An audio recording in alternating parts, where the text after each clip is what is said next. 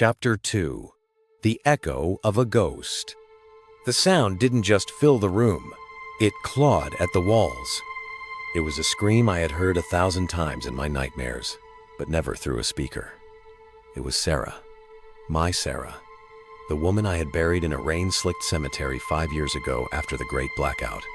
I reached out, my fingers trembling as they brushed the cold copper switches of the terminal. My breath hitching. I dialed the frequency back, trying to scrub the static. Elias, help me. I see thee. The audio cut into a jagged hiss of white noise. I sat there for a long time, the green light of the monitor reflecting off my glasses. My heart, which I usually kept locked away behind ledgers and vouchers, was hammering against my ribs like a trapped bird. I checked the metadata. The file was encrypted with a military-grade Wraith protocol, the kind only used by the High Council or the black market memory harvesters in the Undercity. There was a geotag buried in the code.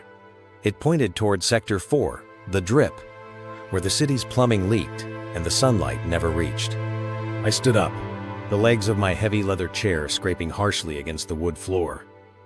I didn't look at the safe. I didn't look at the thousands of high-grade joy memories I had collected that day. They felt like ash now.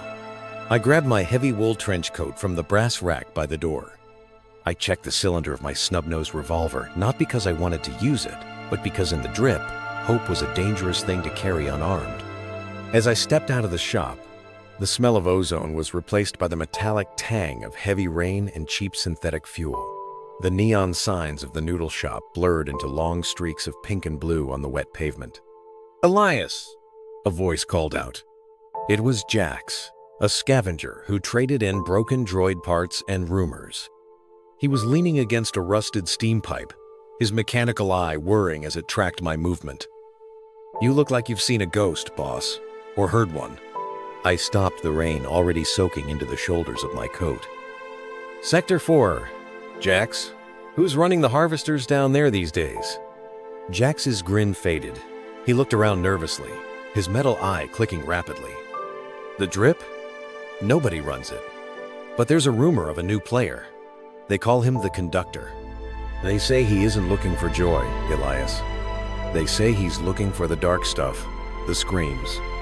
I pushed past him, my shoes splashing into a dark puddle. "Then he and I have a lot to talk about."